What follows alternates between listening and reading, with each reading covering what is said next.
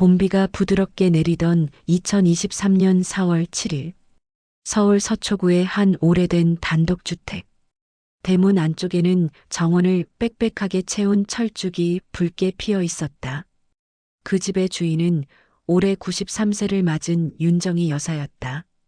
백발이 희끗한 작은 체구, 그러나 눈빛은 여전히 매서웠다. 그녀는 평생을 오로지 의지와 근성으로 살아낸 인물이었다. 가난한 어린 시절, 남편이 일찍 세상을 떠난 뒤에도 무릎 꿇지 않았다. 새벽 4시에 일어나 시장에서 장사를 하고 밤에는 가계부를 붙잡고 눈을 밝히곤 했다. 그렇게 모은 돈은 어느새 수십 채의 건물과 땅이 되었고 오늘날 그녀는 강남의 전설이라 불렸다. 그러나 세월이 지나면서 그 많은 재산과 부의 이면에는 점점 어두운 그림자가 생겨나고 있었다.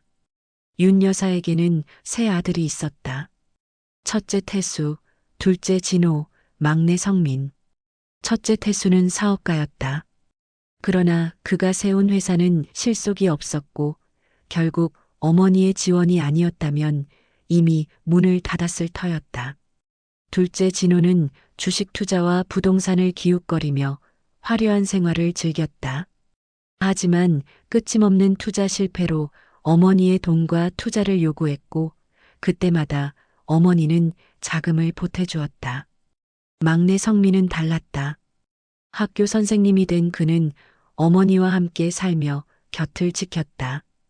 새벽마다 약을 챙기고 병원에 모시고 가고 식사까지 준비했다. 그런 성민은 재산에는 큰 관심을 두지 않았다. 어머니의 곁을 지키는 것이 곧 삶의 일부였기 때문이다. 그러나 형들에게는 그 모습조차 불편했다. 막내는 효자 행세하면서 결국 더 챙겨가려는 속셈아냐? 첫째와 둘째는 술자리에서 늘 그렇게 불만을 터뜨리곤 했다. 몇 해 전 윤 여사는 중대한 결정을 내렸다. 이제 내가 살 날이 많지 않으니 내가 죽은 뒤 싸우지 말라고 재산을 미리 나눠주겠다.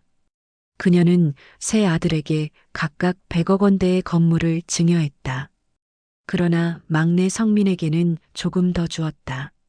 나를 평생 돌본 정성을 생각하면 그게 마땅하다. 윤 여사의 결정은 단순했지만 그 순간부터 균열은 깊어졌다. 첫째와 둘째의 마음속에 차별이라는 단어가 불길처럼 번져갔다. 그날 이후 형제들 사이의 대화는 갈등으로 가득했다.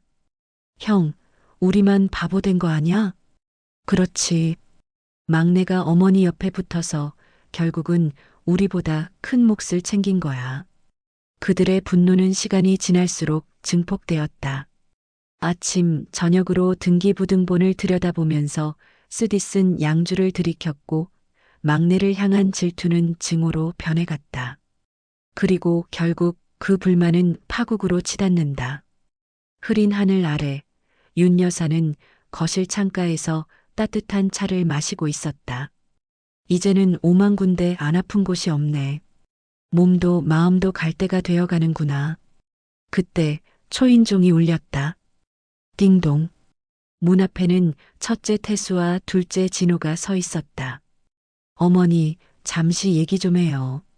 거실에 들어선 두 아들의 눈빛은 날카로웠다. 마치 오랜 분노가 오늘 폭발할 것처럼. 어머니, 재산 분할은 공평하게 하셔야죠. 자식은 다 똑같은 아니에요? 첫째 태수의 목소리는 굳세게 울렸다. 윤 여사는 조용히 찻잔을 내려놓았다. 너희는 사업 자금부터 해서 이미 충분히 받았잖니? 막내는 돈 한 푼 안 보태줘도 그동안 나를 지켜줬다. 그 정성을 무시할 수는 없다. 둘째 진호가 불끈 주먹을 쥐었다. 우린 그냥 돈만 받아간 자식이고 성민이만 고마운 자식입니까? 어머니의 눈빛은 단호했다.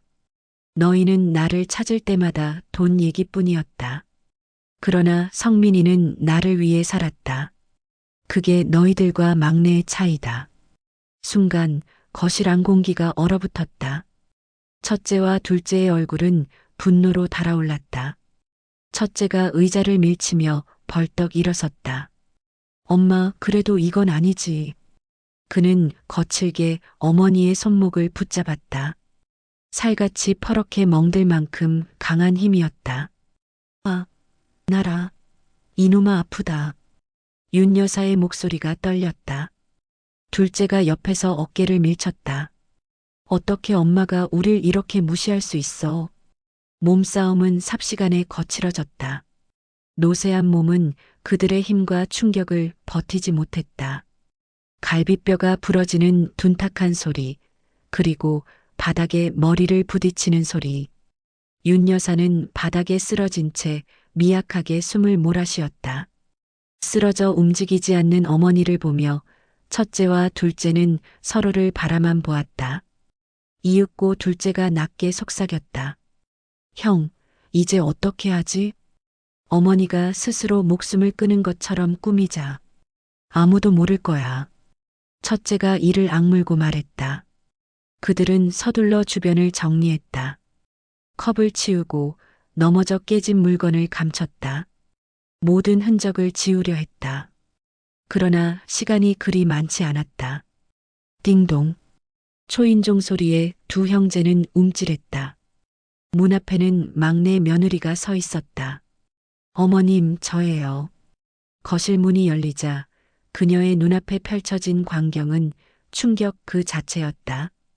피 묻은 입술, 숨을 몰아쉬는 시어머니, 그리고 당황한 두 형제.